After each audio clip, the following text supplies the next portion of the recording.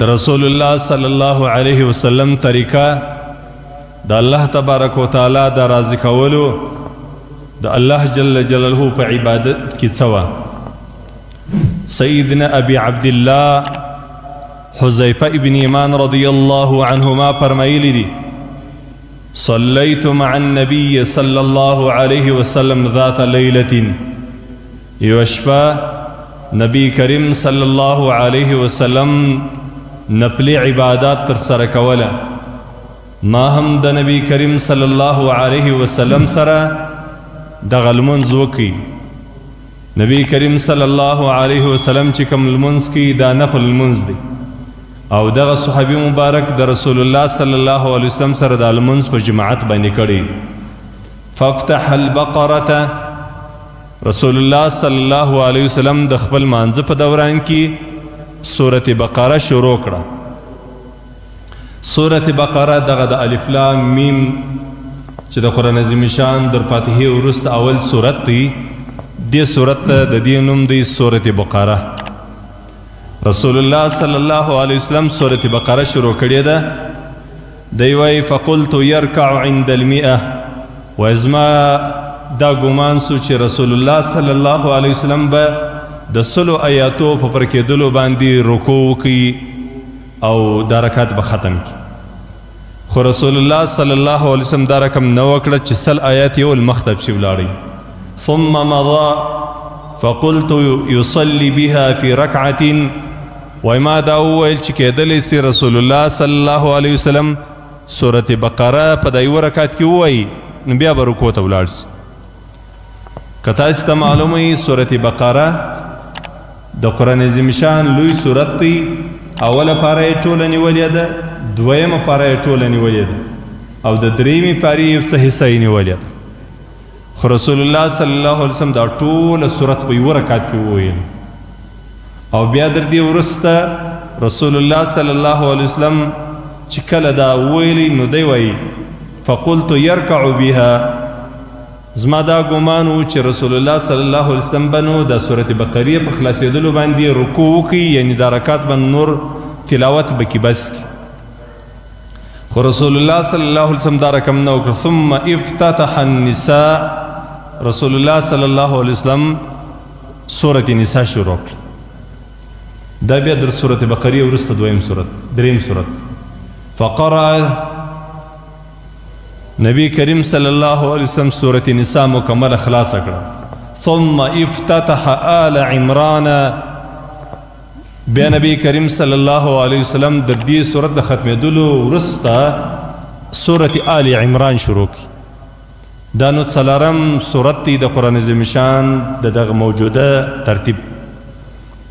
فقرأ يقرأ مترسلا نبی کریم صلی الله علیه وسلم داسې نه و چې د قرآن عظیم شان یې تیز وایه یا د قرآن عظیم شان یې په ډېر ښه ترتیب باندې په ترتیل باندې د قرآن عظیم شان یعنی کرار نبی کریم صلی الله علیه وسلم دغه سورتونه وویل.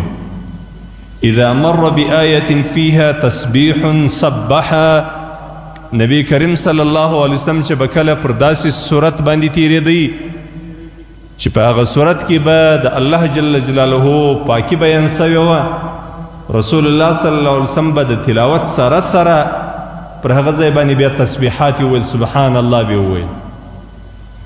واذا مر بسؤال سأل چې کله به رسول نبی کریم صلی الله علیه وسلم په دې حالت کې د دې تلاوت په وخت کې چې په لمانځه کې کوي دا درې لوی سورتونه یې ټوله کې وویل.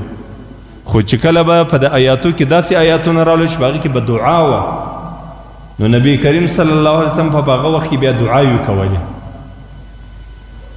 بیا دی وایي واذا مر بتعوذ تعوذ کله چې نبی کریم صلی الله علیه وسلم د دې تلاوت کولو په دوران کې پر داسې آیاتو به رالي چې په هغې کې به د الله جل جلاله موږ ته دا ځای ښوولي وایي چې تاسې له جهنمه پناه وغواړئ له عذابو پناه وغواړئ د خدای د قهر او د غضبه پناه وغواړئ. بیا به نبی کریم صلی الله علیه وسلم بیا په دې وخت کې بیا اعوذ بالله ویله یعنی پناه به د هغو شانو د هغه کلمات د دعا به ویل چې په د هغې کې پناه اخیستل دي د الله جل جلاله څخه د جهنم یا د الله د عذاب. ثم رکع، بیا نبی کریم صلی الله علیه وسلم چې دا درې لوی سورتونه وویل، سورت بقره ټوله په یو رکعت کې وویل، او بیا په دغه رکعت کې سورت آل عمران وویلی، او بیا په دغه رکعت کې سورت نساء وویل. بیا نبی کریم صلی الله علیه وسلم رکوع ته ولاړ.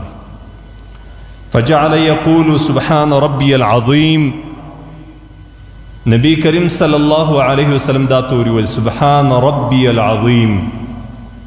دغه ویل نظما دا بیا دا ګمان دی چې لکه عام منځو کې چې 2 3 واری یا 15 واری یا 9 واری ویل کیږي، نو داسې به وویل سي، خدا رقم نو. فکان رکوعه نحو من قیامه، د نبی کریم صلی الله علیه وسلم بیا رکوع هم دونه اوږده وه لکه څونه چې ولاړه په د قرت په وخت کې اوږده وه، دونه اوږده رکوع یې وکړه. ثم قال سمع الله لمن حمده، نبی کریم صلی الله علیه وسلم بیا د رکوع سره راپورته سو، دا یې وویل سمع الله لمن حمده، دا یې وویل ربنا لك الحمد، دا یې وویل. ثم قام قیاما طویلا قریبا مما رکع، بیا نبی کریم صلی الله علیه وسلم دا ولاړه چې کومه د رکوع وروسته کیږي، دا د ربنا لك الحمد ولاړه، دا یې هم دونه اوږده کړه تقریبا لکه د چش ده، لکه رکوع. رسول نبی کریم صلی الله علیه وسلم دا دونه اوږده کړه.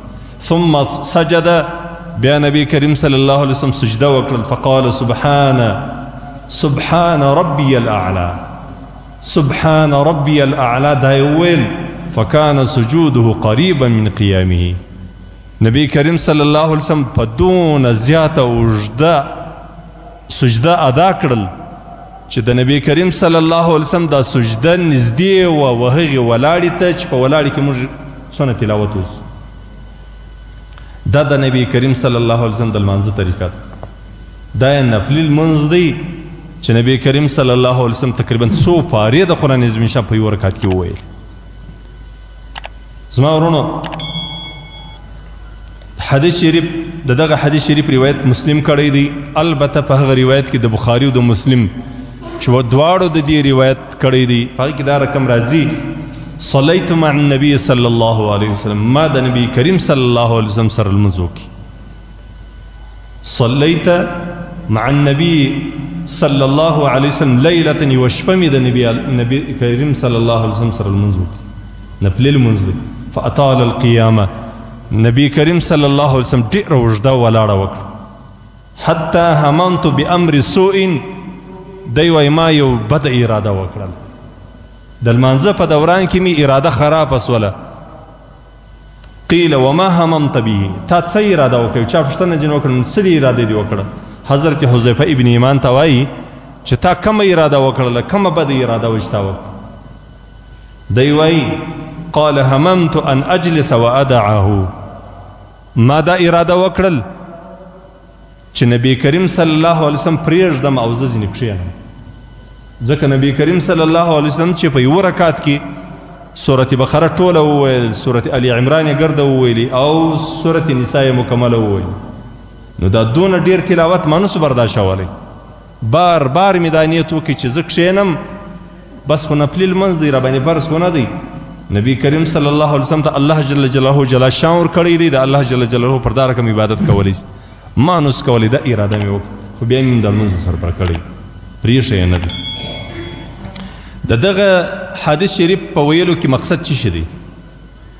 په دې کې د مجاهدې ذکر دی، د نبی کریم صلی الله علیه وسلم دا ذکر دی چې نبی کریم صلی الله علیه وسلم په نفلي عباداتو کې څنګه و، او په دې کې یو قسم درس موږ ته دا دی چې موږ په عام المنځو کې خالي د سهولته څخه کار وانخلو. هر منځ، هر جماعت، د هر وخت لمنځ صرف علا قل ولا کې وایه، یا صرف اناطوینه کې وایه، یا صرف علم ترکی کې وایه، بس نو لمونځ خو صحیح دی، په لمانځه کې خو مشکل نشته، لمونځ خو ستا د فرضو غاړې ورباندې خلاصې سولې. لیکن موږ امر یو پر چیش باندې، موږ پر اطاعت ته رسول الله صلی الله علیه وسلم باندې امر یو. موږ عمل قول و عمل به موږ چې برابرو، یعنی هغه عمل چې زموږ د الله د رضا لپاره ترسره کو. په دې عمل کې به موږ ګورو چې زموږ د قول او عمل د نبی کریم صلی الله علیه وسلم د قول او د عمل سره برابر دي که نه دي برابر. نو په هر لمانځه کې مناسبه دا نه ده، د هیڅ چا لپاره دا مناسبه نه ده چې صرف د خپل ځان د وسایي دپاره یا مثلا د یو امام دپاره دا مناسبه نه ده چې هسې د مقتدیانو د خوشحاله کېدلو دپاره دی راولاړېږي بس دا مختصر صورتونه ووایي چې ته ودرې بیا به کلیوال ډېر خوشحاله سي،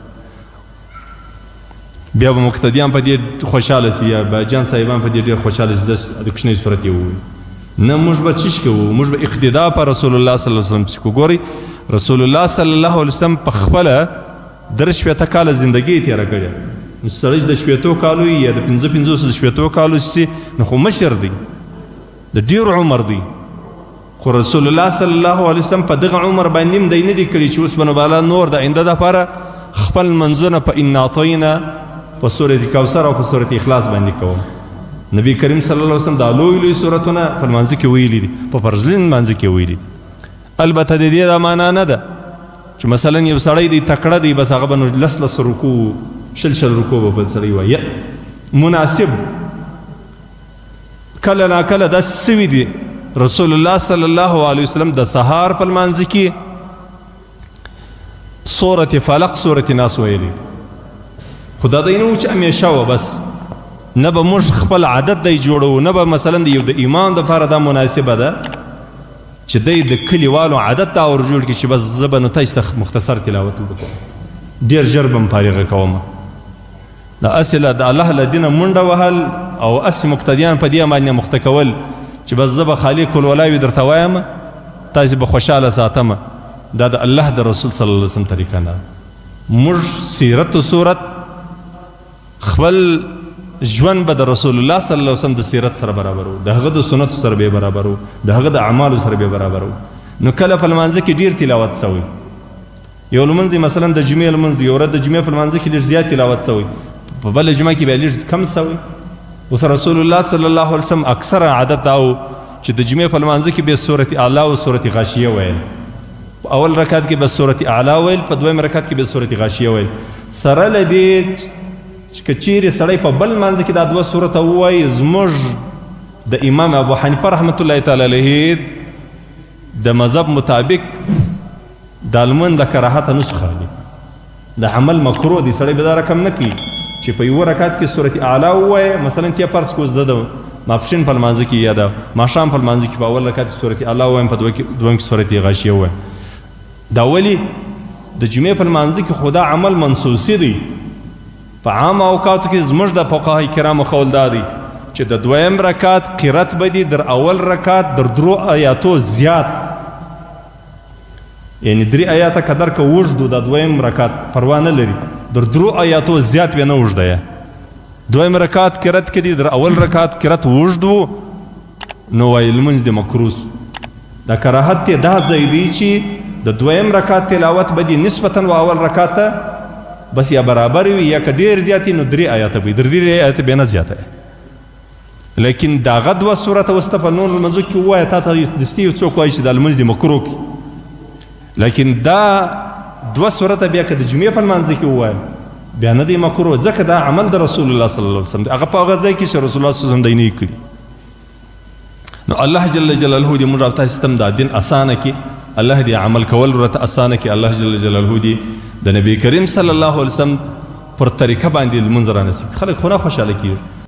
تبارك الذي نزل الفرقان على عبده ليكون للعالمين نذيرا.